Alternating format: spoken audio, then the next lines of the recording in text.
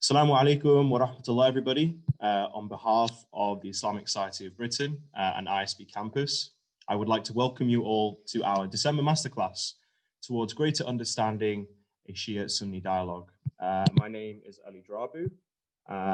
I've been a member of the ISB Campus for the last 5 years, and I will be chairing the events today, inshallah.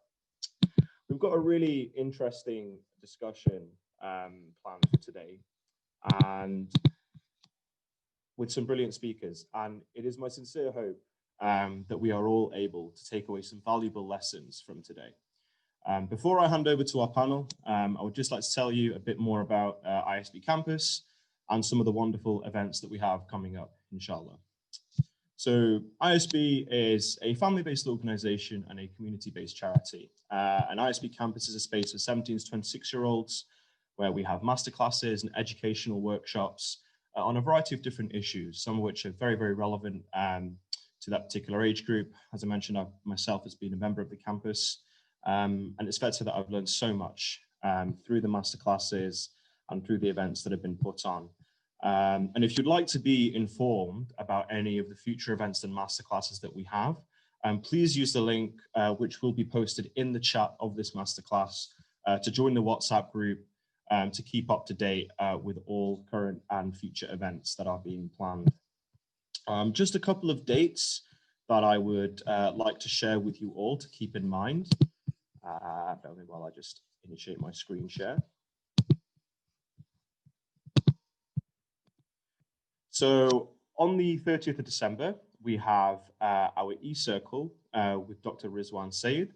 And this will be a continuation of the previous e-circle discussing the topic of Islam and slavery. And the e-circles are bi-weekly and cover some very, very interesting topics. And we hope that would be a very, very interesting e-circle. And we hope to see many of you there. The second date, which I would like you all to keep in mind. So on the 2nd of January, we have our Praying in the Pandemic event. And this is an event to reflect on the year that we've had and to look forward to the coming year ahead. An evening of Quran recitation, dhikr, reminders, and spiritual reflections to pray for those we have lost, to pray for ourselves. And that will be on Saturday, the 2nd of January at 10 p.m. And we hope to see many of you there. So before I just hand over to our wonderful panel who we have today, I'd like to just kind of give a bit of background to the event and what we're going to be discussing today. Today's discussion on Shia-Sunni dialogue is one that has a religious, historical, and geopolitical significance. It's a topic that in certain spaces has been very difficult to navigate. And has been challenging for some to actually discuss in open environments. But fundamentally, what we hope for today is that what we're able to do is lay the foundations to appreciate the differences, to build a better understanding so that fundamentally we are able to unite over the differences and come together as one. Today's event will be structured as follows. Firstly, we'll be discussing the theological narratives, and then we'll be moving on to discussing a socio-historical analysis, and then finally, some of the grassroots work that's being undertaken. And without further ado, I'd like to hand over to our first speaker, Dilwar Hussain.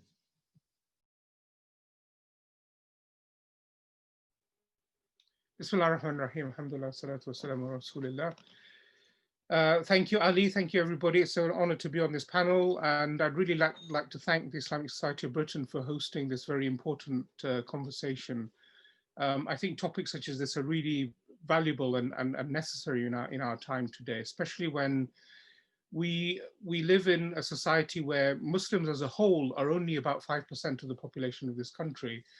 And it's really important that we get to understand the diversity within the Muslim community, because at the end of the day, our numbers are not huge. And I think it's therefore, it's imperative anyway, but it's imperative in this sort of context that we understand each other better. So I'm going to speak, we've been asked to speak for 6 minutes each in this first round. And I'm just going to take a few minutes just to talk about some of the, I guess really just start framing the conversation rather than go into the details yet, because I know Mahdia will look at some of the specifics and start to explain some of the areas where there are theological and religious similarities and differences. But I want to give you 5 very quick points that will help us to start the conversation, help us to get into this topic and allow us to frame how we think about it. So number 1, we're trying to build understanding. And understanding is really important. And it's important because there's one of my most favorite sayings that comes from, it's an author of one of the companions who's talking about the teachings of the Prophet. And he's saying, shall I tell you what is better than prayer and charity? It is mending discord between people. So here this companion is, and this is recorded in the books of, I think it's in the Muwatta of Imam Malik, saying that something that is even better than prayer and charity, and that is mending the tensions and the discord that people have between themselves, i.e. developing and building understanding between people. Number 2, I'd like us to approach this with humility. I think each of us needs to look at this and look at our own religion, look at our own religious teachings with a really strong dose of humility, not presume that we understand everything, that we have the whole of the truth, because we know that even though we may agree that we are on the truth, we know that the truth of Allah subhanahu wa ta'ala is infinite. And can any one human mind encapsulate the whole of the infinite? No, it can't. So all we will ever do is approximate to some parts of the truth. And that's why we believe that while we can argue forcefully for our own beliefs and our own ideas, that others out there will also have some of the truth. And there may be things where we are wrong and there may be things that they are right. And I think it's important that we approach this with humility. And this is the sunnah, if you like, of our early scholars and the earlier generations of Muslims. Number 3, I think we need to have a real sense of empathy for all of those other differences, other schools of thought around us. And there are many, many, and we're looking at the Shia and the Sunni schools here, but there are many different schools of thought. I think empathy is really important. Something that really struck me when I started thinking about this and when I started talking to friends of Shia background, you know, I mean, I come from a Sunni heritage, from a Sunni background, although it's not really as important to me anymore as it perhaps used to be many years ago. But we have this narrative of what happened at the time of the death of the Prophet ﷺ, and how the companions were trying to find somebody to lead the community and so on. And I think if you look at the Sunni narrative of this, of what happened as the Prophet ﷺ had passed away, and the debates that were there about leading the community and then who came next. And as we know, Abu Bakr was selected by the community. I think if you put yourselves in the foot of the family, in the feet of the family of the Prophet ﷺ, if you put yourselves in their shoes and you think that not only has a prophet of God died, that a leader of a community died, but one of your relatives has passed away, that somebody from your family has passed away. And as a member of the family, you are busy trying to find out how to bury this person. What do you do? All of the trauma that, you know, any of us who have gone through the bereavement of a very, very close relative will know and understand. And it's at that time that everybody else is thinking about who should succeed and who should lead and who should take over the Muslim community and who should, understandable reasons. But I think it's important to understand where the Ahlul Bayt are in that particular context. And that's what I mean by empathy. We've got to be able to step outside of our comfort zones, outside of our experience base, and try to see the world from the eyes of other people. And the two final quick points, as my 6 minutes are nearly over. Number 4, respect. Yes, you know, there are differences. We understand that there are differences between Shia and Sunni. And in the past, some of those differences have been quite serious. in terms of the political implications that they've had. We'll also, in the next segment, come on to look at how those differences have an impact on us today. But we've got to speak about these differences with respect. And we've got to appreciate that among Sunnis, there are differences. Among Shia, there are differences. There are many different schools of thought, even within any of these schools. So is the breadth of the difference between the Shia and the Sunni so large that that difference isn't already there amongst the Sunni or amongst other Shia groups? So let's have respect for each other. And finally, let's pledge to educate ourselves, because where we don't understand something, where we have lack of knowledge, we've got to bring knowledge to that scenario. That's the only way we will go forward, by learning. And I hope that today's session will be an inspiration to people to go further, go out and learn further about these issues. Thank you, Ali. Thank you so much. It was really interesting to get those perspectives. And, just to tell you a bit about Dilwar Hussain, he's the chair of New Horizons in British Islam, an assistant professor at Coventry University, whose research interests are in Islam and the modern world and Muslim identity and reform. So thank you so much for giving your really interesting insights. I'd now like to hand over to Sister Mahdia Abdul Hussain, who has a background in Islamic jurisprudence and an LLM in medical law. She conducted her research on organ donation in Shia jurisprudence, gaining an MRS from Royal Holloway, and she's currently a faculty member at the Al-Mahdi Institute, teaching theology, legal theory, and jurisprudence, and coordinating the Institute's research activities. Thank you so much for joining us. I'd like to hand over to you now.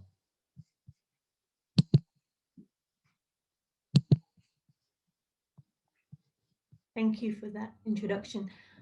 Just before I begin in what I had to talk about, which was the theological similarities and differences, I wanted to just add on to what Dilwar put so beautifully, which is that these differences exist within the Shias and within the Sunnis as well.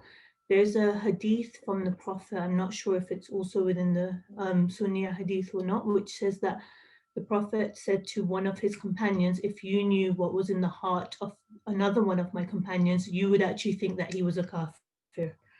And what that meant was that each one of our conceptions of God and conceptions of religion is so vastly different that sometimes we can't understand it. And yet at the same time, it's all encompassed within Islam. And they were both like two highly respected companions of the Prophet. So these differences, they're not as big as sometimes we make them out to be, because they're a part and parcel of human existence and they will always be there. And the aim is never to diminish these differences, because that is an impossibility.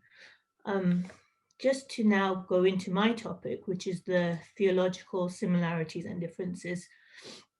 When we talk about theology, what we mean is the fundamental beliefs that are needed to subscribe to a particular religion. Now, when we talk about the theology of Islam, that's actually the same between Shias and between Sunnis. There's no difference there. What is needed, the primary beliefs or the fundamental beliefs, are the beliefs in the oneness of God, the belief in the Prophet Muhammad, and the belief in the final day. So the main things are actually the similarities between the Shias and the Sunnis. Where there is a difference, or the main difference, comes with regards to successorship of the Prophet. So everybody agrees that the Prophet Muhammad was the final prophet, but the differences stem from who succeeded the Prophet and who ought to succeed the Prophet.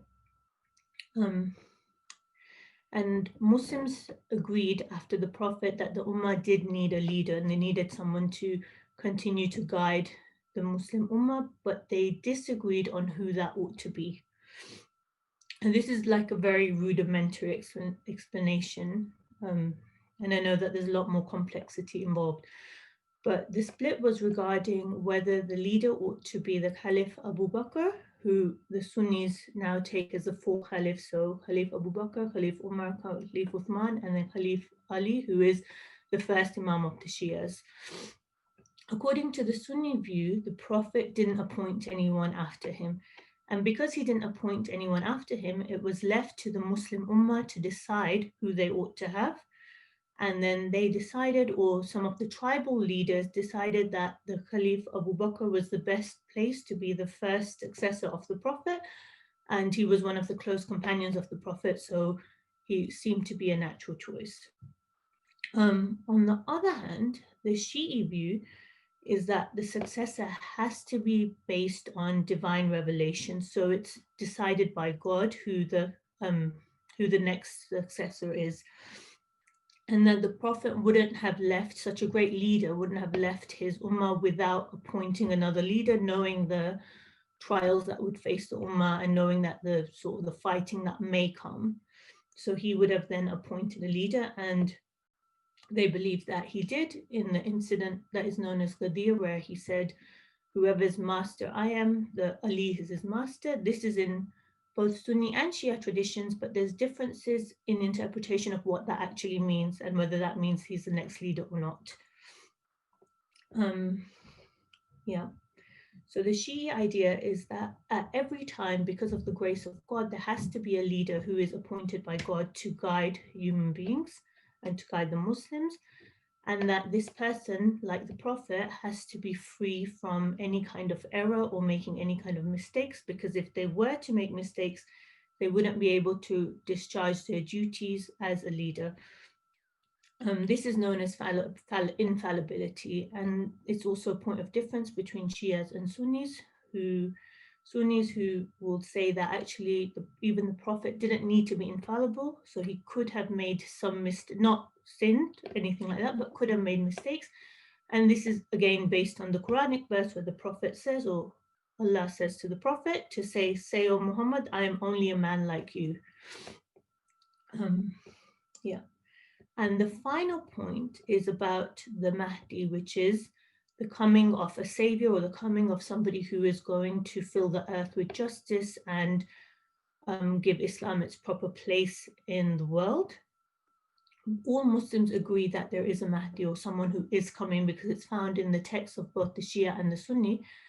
But the difference is, whereas the Sunnis believe that it is somebody who has not been born yet and is somebody who will be born and will come, although the Prophet said it's from my family, so someone from his lineage, it's somebody who will come, whereas the Shia are of the opinion that he was already born, and he's actually the 12th Imam who is in occultation, which means that he's in hiding and he's waiting for the appropriate time to announce himself or to come. And he guides people like the Prophet Khidr, who lives amongst people, but they didn't know him or they couldn't see him, but he's still guiding them. And the analogy they usually give is the one of the sun behind the clouds. So even though when you can't see the sun, it still has a profound impact. I think those are the major differences without making things very complicated. So yeah. Thank you so much, Sister Mahdia. Really interesting perspectives there. I'd just like to remind all the attendees that we are actually taking some questions and that we will have a short amount of time at the end for Q&A. So please do submit some questions, and we hope to get through as many as possible. So I'd now like to move on to the second section, which is to have a socio-historical analysis of this particular topic. And I'd like to hand back to Mahdia to start this section.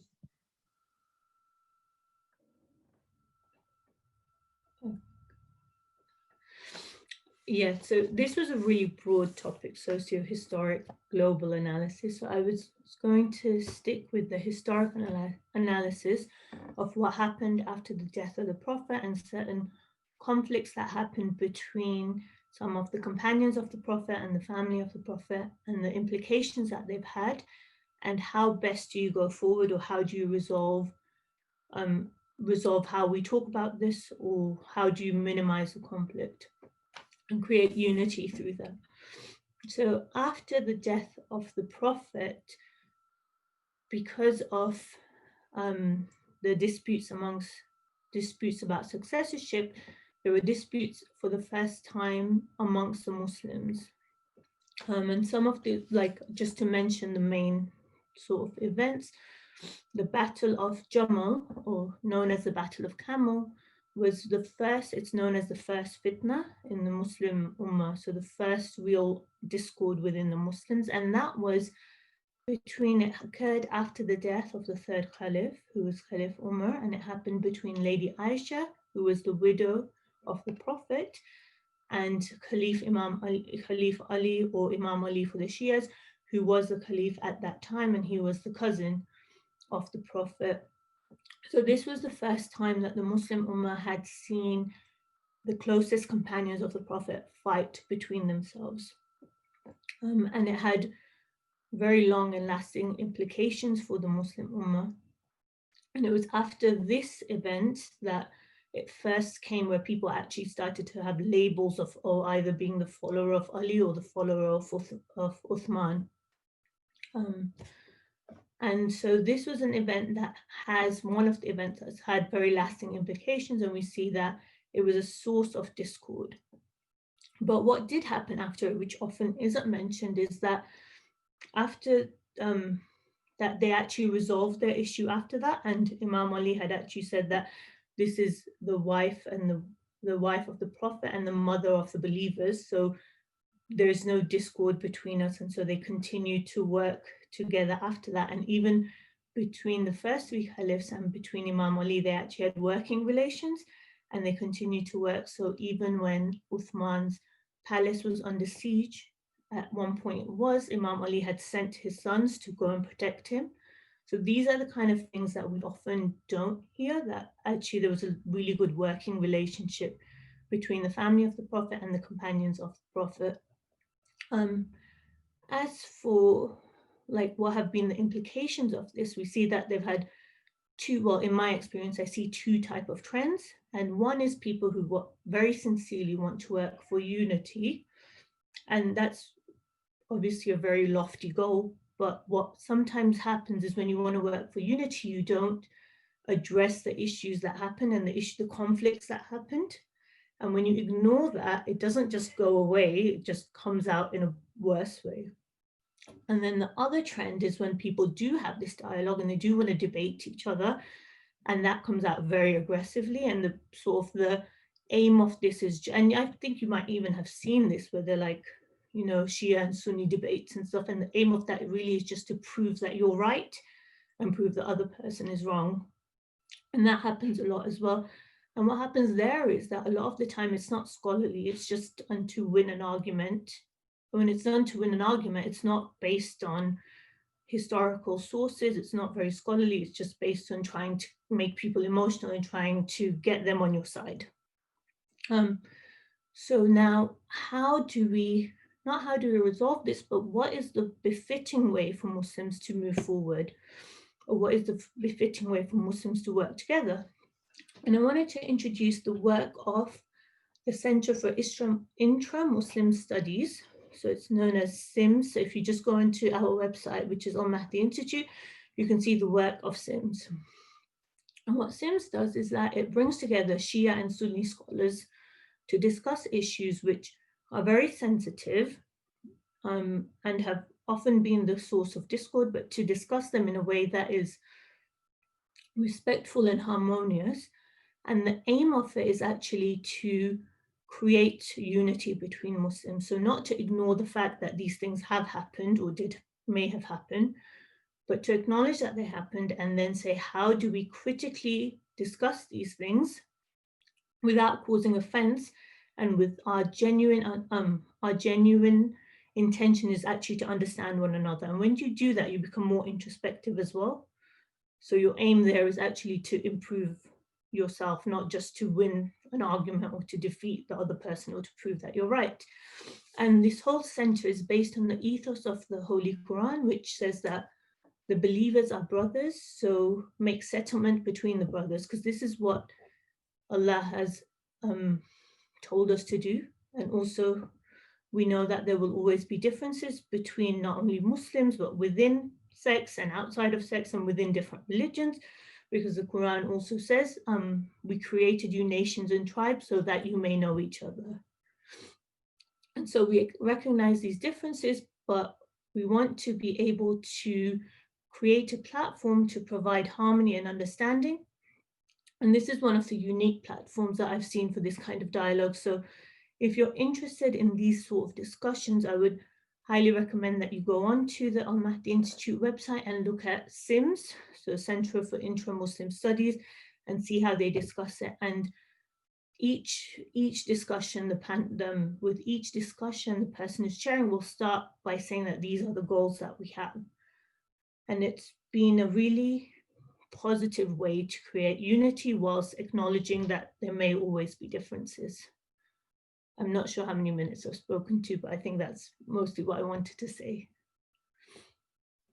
I think you just went under time there, but no, thank you so much for the perspectives, and the work of SIM sounds really fascinating and genuinely very, very positive. And I hope that inshallah we get more initiatives like that that actually promote that understanding. So thank you so much again for covering that. I'd like to hand back now to Uncle Dilwar Hussain to continue on this particular segment. Thank you very much. So as Mahdi has said, this is a huge topic, and obviously what we're doing is we're just sort of touching on these issues, and hopefully people can come back and ask questions, and maybe we can do other sessions where we can drill a bit deeper into these sorts of topics. I just wanted to say as a brief way of introduction, and I'm going to jump right from the history that Mahdi was talking about right to the contemporary time. And where we find ourselves, I think, roughly across the world and here in the UK, Shias are about 20–25%, maybe that sort of, we don't have accurate figures, but I think it's roughly that sort of number in terms of the percentage of the Muslims here in the UK. Sunnis form, again, roughly the other sort of 75–80%-ish. Take these figures with a pinch of salt, but they give you a broad sense of the proportions. So if you look globally, you will find that there are some countries in which Shia are majority, like Iran, Iraq, for example, somewhere there are significant minority, and then most other places where it's the Sunnis that are the majority. Now, part of the problem of some of those earlier tensions has been the way in which minorities have been persecuted in different parts of the world. So, for example, if you look at the way in which, in countries like Pakistan, for example, the attitudes by the Sunnis towards the Shias who are a minority, and indeed other minorities as well, religious minorities, Christians, Ahmadiyya, and so on, there are real tensions and real problems. In the 60s, I think 60s and 70s, there were some attempts to try to bring Shia and Sunni groups together by institutions like Al-Azhar, which incidentally originated under the Fatimids, which was a Shia dynasty. So the original heritage of Al-Azhar University, which is one of the oldest universities in the Muslim world, and one of the most prestigious, was founded under a Shia governance. But I think really it's the rivalry between Iran and Saudi Arabia from the sort of late 70s through the 80s and into the 90s that has marked much of the tensions in Shia and Sunni relationships in the contemporary era. And being someone who's a fan of neither of those countries personally, although there are many good people in those places, but in terms of the regime, I don't have much positive to say about either of them. But I think, unfortunately, that the rivalry and the geopolitics of the region has created quite a lot of tension. We can see what's going on in Yemen in recent years with the drive that Saudi Arabia has to indiscriminately bomb Yemen and the Shia elements of the Shia regions of Yemen. Again, there's a very large Shia community in Yemen, and much of that campaigning and that tension is about Saudi Arabia's internal, sort of differences and the way that it has a very intolerant attitude towards Shia minorities within Saudi Arabia and around the border.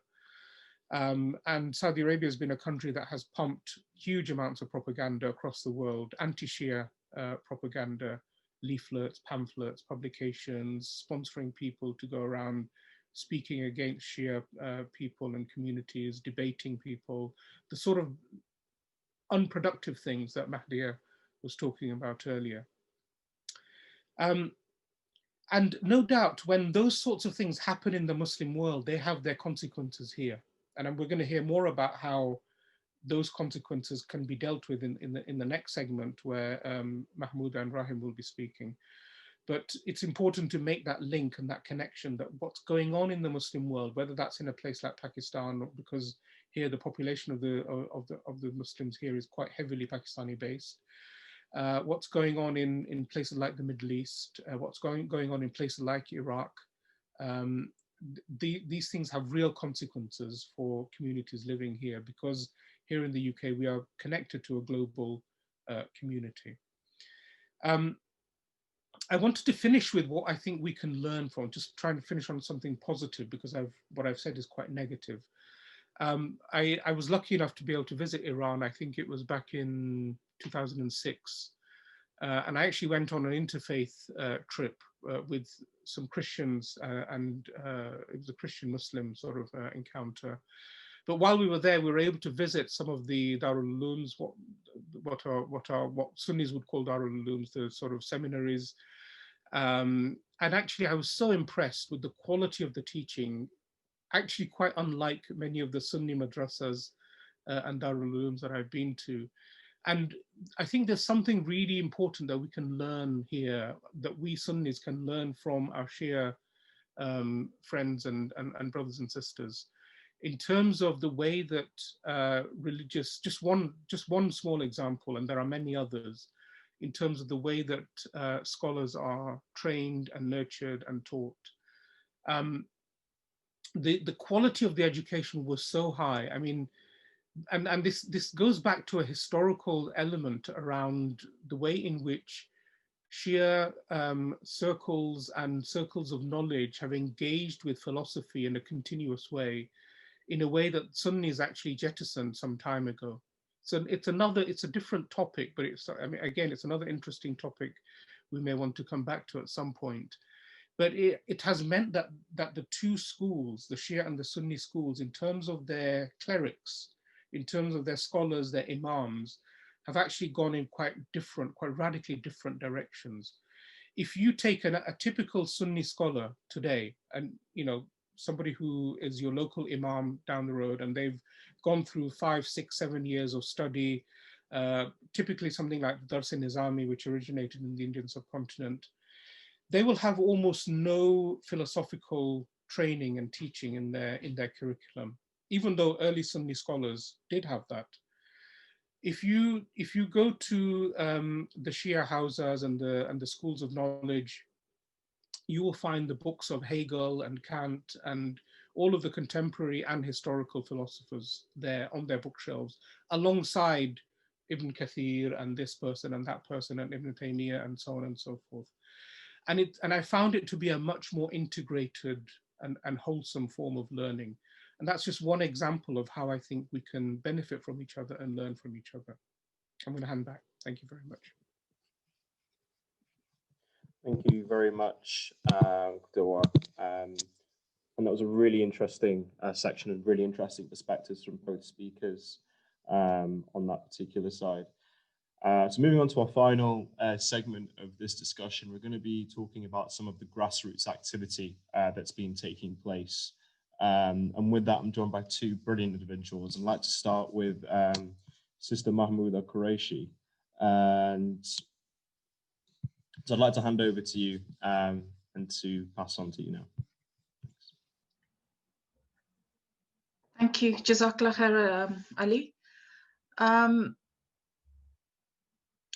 Now, in terms of my relationship with the Shia community, I've never had that as an issue at all.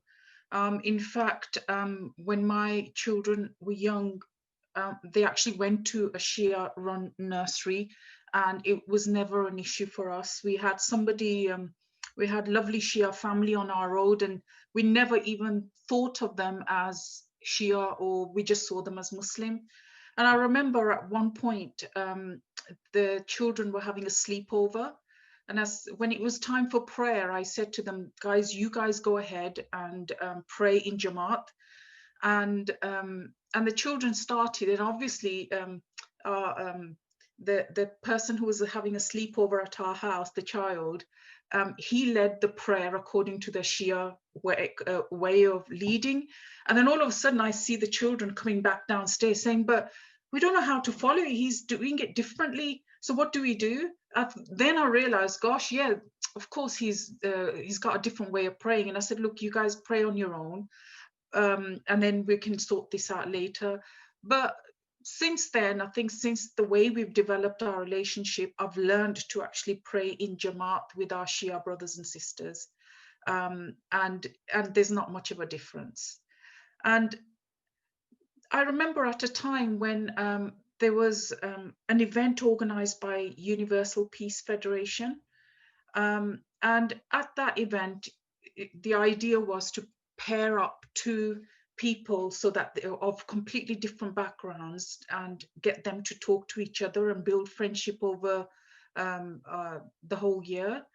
And I had just done my talk to the congregation at the time. And then when it came to the Muslims pairing up, all of a sudden, to me, it came across as if there's an issue between Shia and Sunni. And I thought, I don't have any issues with it, but I felt obliged to kind of pair up with my Shia sister. And I think I kind of had a rant with the organizers afterwards, but I hadn't realized how much tension there was between the Shia and Sunni at the time. And obviously over time, we've learned to address some of the issues.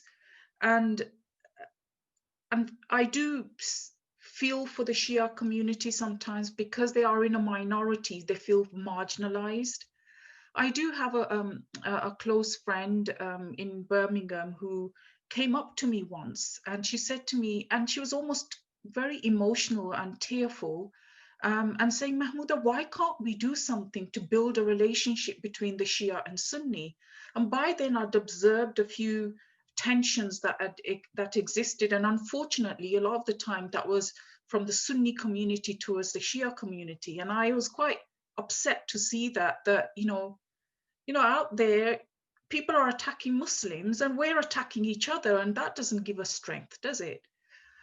So what we did was that we formed a WhatsApp group, and at that time I was working for Hope Not Hate, and she said, please, can we think of something?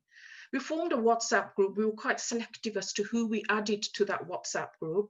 And then slowly we started kind of building a relationship. And from there, and again, I think it was the Shia community who were very forthcoming in terms of building, reaching out to the Sunni community. So we organized street iftar together. So I tried to get different mosques to come on board.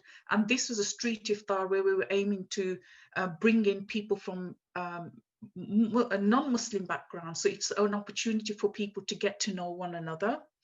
And that was such a huge success. We were expecting about 600 people to turn up, and we had just under 1,000 who turned up. And obviously we ran out of food, but over time, we kind of built up on that relationship.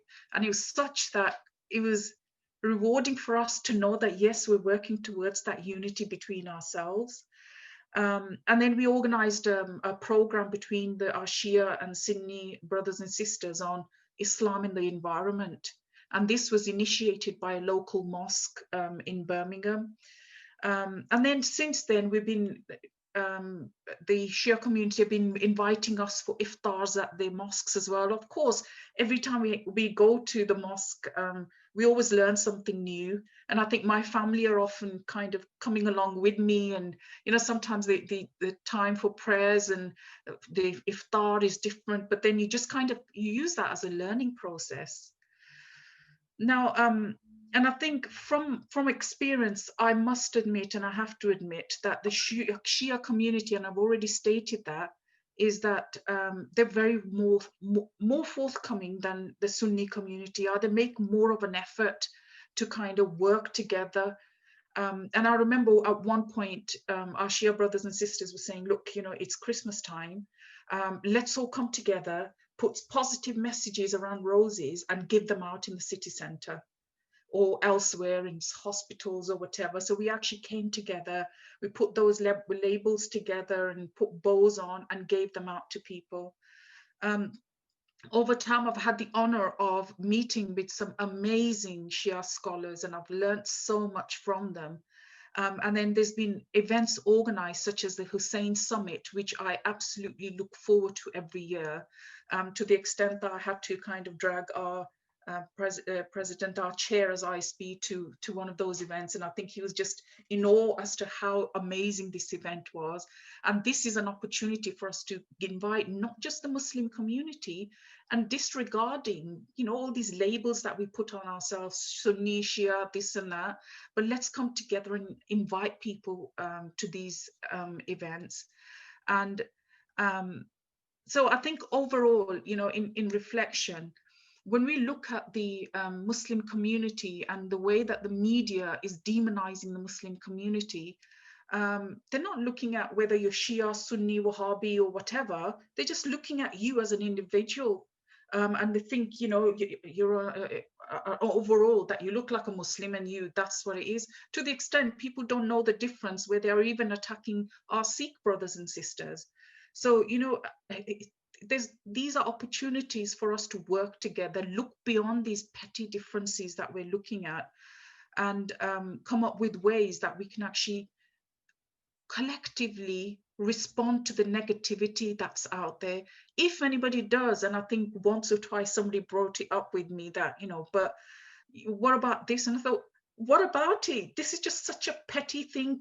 We just look beyond it? And I think it just kind of makes people, I think sometimes I can get away with that kind of language with my brothers and sisters, but we need to often look beyond these petty differences and see ways that we can actually unite to make that positive change within not just the Muslim community, but the community at large, inclusive of all other religious and non-religious backgrounds.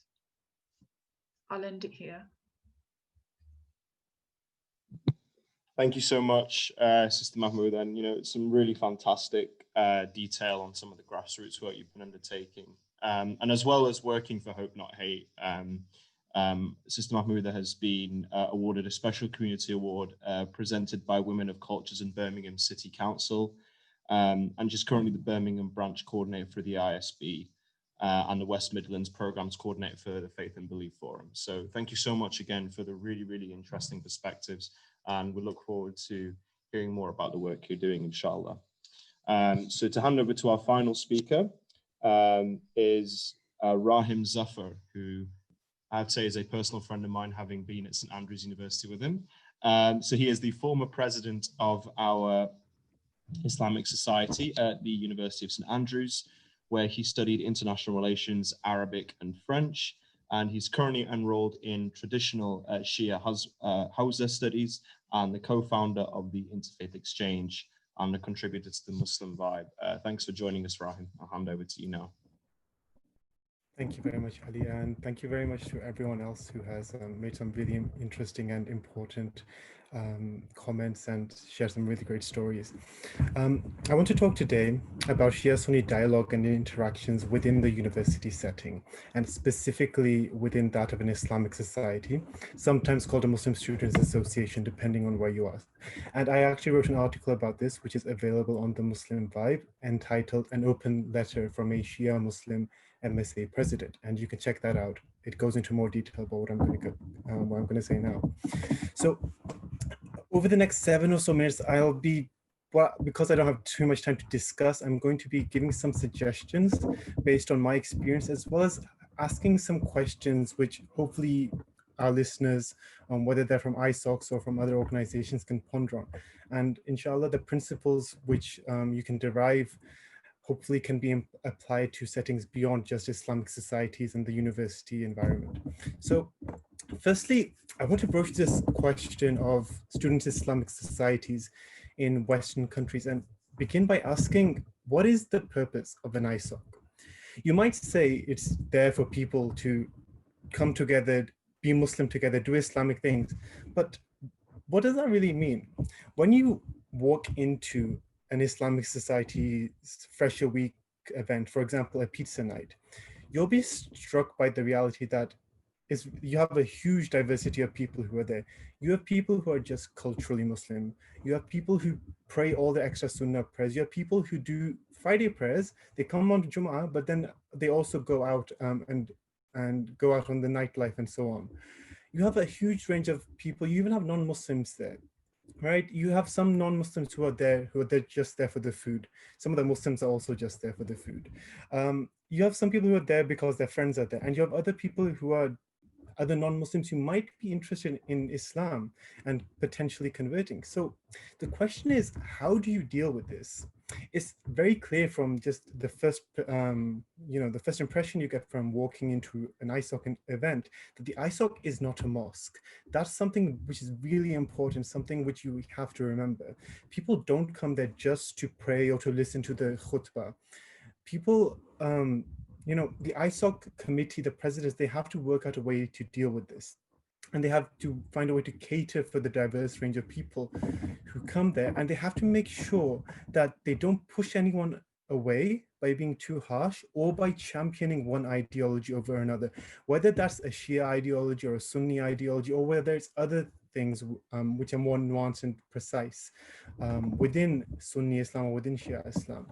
So the reason I want to talk, I want to frame the discussion in this context is because university campuses, I think we all are aware, are hardly the ideal Islamic environment. They promote a culture of hedonism in social life, and the actual intellectual culture often promotes ideas and philosophies which are directly contrary to core Islamic tenets and values.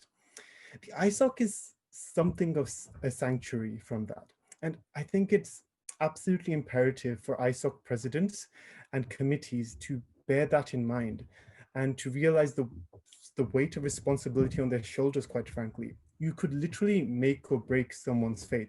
I've seen plenty of people convert or become more religious or leave the faith even during my 4 years at university. If the president and committee keep that in mind, hopefully it will lead them then to ask the question, what do we do with this responsibility that's been given to us? And how do we serve the community through the Islamic society, both the Muslim community and the wider non-Muslim community? So it's a broad question, obviously, and I won't be able to get into any depth at all today, but I want to obviously deal with the sectarian side of things and how to deal and how not to deal with sectarian questions.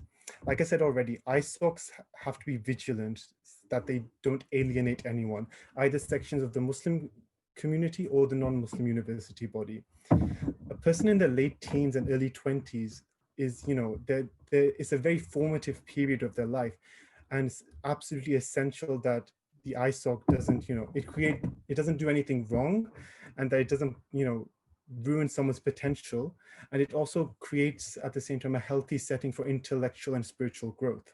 So in terms of sectarian division specifically, we're often, as Ali alluded to in the introduction, we're often too hesitant or reluctant to open up the conversation. And in my humble opinion, the worst possible way of dealing with sectarian issues is by pretending that they don't exist. So I wrote in my article on the Muslim Vibe that sects exist, differences exist, and while the common ground is much vaster than the alleyways of differences that divide us, it is vital to enlighten those alleyways with knowledge so that we don't make incorrect assumptions about that which lies in the dark. As God mentions in Surah Yunus, most of the people only follow assumption, dhann. Surely assumption doesn't avail against the truth in the least. You're not going to benefit, in other words, from assuming things. God is encouraging you to learn and to seek knowledge. It's a central, ethic of Islam, a central philosophy to read and to gain knowledge. So I believe it's it's absolutely necessary for ISOCs to be proactively addressing contentious issues so that they're able to equip their members with knowledge that those people aren't very likely to get in a non-academic environment when they leave university. Mosques have done, and they will always continue to provide explanations of certain historical differences and theological divisions in a biased way. And to be fair, they have the absolute right to do so. I wouldn't expect anything else from my mosque, right? They have absolutely every right to propagate their beliefs. But like I say, it's an Islamic principle, and also something which we should strive to do at university. That in university you're taught to engage with and to grapple with really difficult ideas, new ideas. So if the ISOC isn't doing that, then the ISOC is really letting its people down. I'm gonna skip to the last section because I don't have too much time left, and I'm just going to talk about a couple of really simple things that I have done in my time as president and before president. So to make basically ISOC somewhat Shia friendly, we have this little thing. Some of you guys might have seen. It's a turba. It's the thing that Shias pray on when they do their salah, and I'm not going to go into explanation of why we have it, but saying very simply on the ISOC Facebook page description that in the prayer room there are turbas available for people who require it. It's basically a way of signaling that this is a Shia safe space. You can come here, you won't be kicked out, your turbas won't be thrown into the bin, as has happened in certain Islamic societies. Other things I've done is I've given annual talks about Karbala, and whenever I've had the opportunity in normal discussions, bring in ethical teachings or du'as which exist in Shia literature. Last point, Ali, don't worry, I'm just finishing off now. That exist in Shia literature through which I believe people can really benefit in their own personal lives, whether it's ethical teachings or supplications. One of those teachings is a saying by Imam Ja'far as-Sadiq alayhi salam, the sixth Imam, where he says, preach your religion in a way that does not require the use of your tongue. I know Ali really likes this saying as well. And it's one of my favorite ones, and one of the reasons for which I really tried my best to push for social events, charity events, outreach events, so that the Muslims, the Shia and the Sunni people in the society can really develop a true, genuine friendship and brotherhood, and both outreach to other people, but develop that relationship between themselves. Because while academic discussion is vital and absolutely necessary, on its own, it will never be able to create true unity. You need these social events, you need people working together. I'm going to finish there. Thank you for letting me go over a bit. No problem. Apologies to press you there. I was really enjoying listening to that. But yeah, and the perspectives that you've given on ISOCs are fantastic. And thank you so much again, Rahim, for joining the event today. We've got time just for a couple of questions, and we've had a few comments. So apologies if we're not able to ask a question this time around. I'd like to start by asking the first question to Sister Mahdia and Uncle Dawar. And the question is, if the political differences between the companions are now in the distant past, would it be best for relations if we didn't talk about them anymore? I'd like to try and keep your answers as short as possible, please. Mahdia, do you want to go first?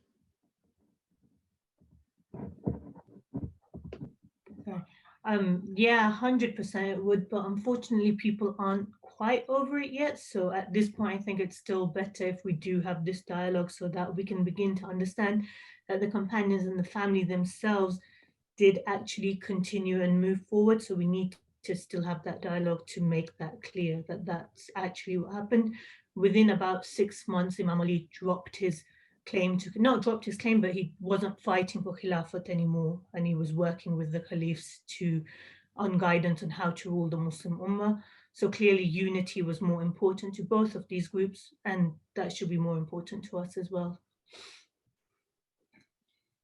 Yeah, I would say that I think, as has already been mentioned, ignoring the problems doesn't necessarily help us in the way that we might think they do. So because I think with any groupings like this, with any of these sectarian tensions, whether they exist at religious level, interreligious level, or within a religion, there's so much myth about the differences, that simply ignoring them can just put them in a box, and that can be unhealthy.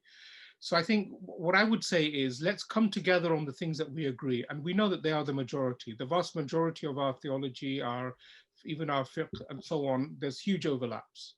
Let's come together on the things that are already in common. And the things where there are differences and where there are some disagreements, let's keep talking about them in respectful terms. And as we discuss them and talk about them, we will shed new light on those issues. We may understand them better. We may agree to disagree. We may even find some way of reconciling some of those issues. Thank you very much. And just kind of the final question that I'm going to ask, and that's going to be to Sister Mahmouda and Rahim. Just linking in a little bit with what Rahim was talking about. So the question is as follows. So kind of what experiences do Shia students have with ISOCs, and how can student ISOCs help with intrafaith dialogue? So it depends really on the university you're at. Some universities are very Shia friendly, for lack of a better phrase. In other universities, there are Shia societies called Ahlul Bayt societies, but there are other names as well, depending on where you are. I really think it depends on the context. The reason I managed to become president wasn't because I'm an amazing, project manager or a great Muslim. It's because of the context of St. Andrews. There were hardly any Muslims in the university. And because of that, and because I put in a fair bit of effort in the events that the ISOC held, I managed to fight my way to the top, so to speak. But ways that societies, ISOCs can help Shias integrate, I suppose, is by there's some really good examples in Edinburgh ISOC where there used to be a separate Shia society, but then it was dissolved by a friend of mine in his last year. And now there are Shias and Sunnis together in Edinburgh ISOC committee holding events. They had a really great event earlier just before lockdown struck, with a really prominent Shia speaker and a really prominent Sunni speaker, where they discuss similarities and differences. New York University MSA is also a brilliant example. They have a dedicated Ahlul Bayt chair, a Shia Muslim from the community from the university body, who really makes sure that Shia point of view is represented. They even hold majalis, like the Muharram commemoration, in ISOC rooms. So there's a lot of things you can do, but I think inviting Shia speakers is something which will definitely make it seem clear that you're not anti-Shia. Thank you, Rahim. And Sister Mahmouda, if you'd like to add on to anything. I think I don't have much experience in terms of university context, but I think with the experience I've had through my son who's at university, I think you're all at that prime of your age where you think you're right. And then, there's also lots of discord that people are kind of prepared for and to kind of prove themselves. And I just feel that maybe there's a need for some elders, some guidance, some kind of wisdom that could be brought in from those people who have had more experience. Because from the experience I've had in terms of community organizing and working at the grassroots level, there's that need there, because there's always, some little bits that come up, that petty things that people might kind of bring up. And then you need another person to calm things down, think, look, in a bigger context, this is nothing, it's fine, it's okay. So I think from the experience that I've had, and I think, perhaps on top of what Rahim has said, that perhaps we need some involvement from some people who are a bit older, who have got a broader picture of looking beyond the differences and more looking at unity rather than those differences. Thank you so much. And I'd just like to say again, Jazakallah khair to all of our speakers today. It's been a really interesting and thought-provoking discussion. And I hope that everybody who's tuned in today has learned something new. And we hope that this is the first of many discussions on this particular issue, and that the dialogue that we've created today can spread in great quantity in the future amongst Islamic societies and other communal organizations. So thank you once again. And thank you to all the attendees who've tuned in.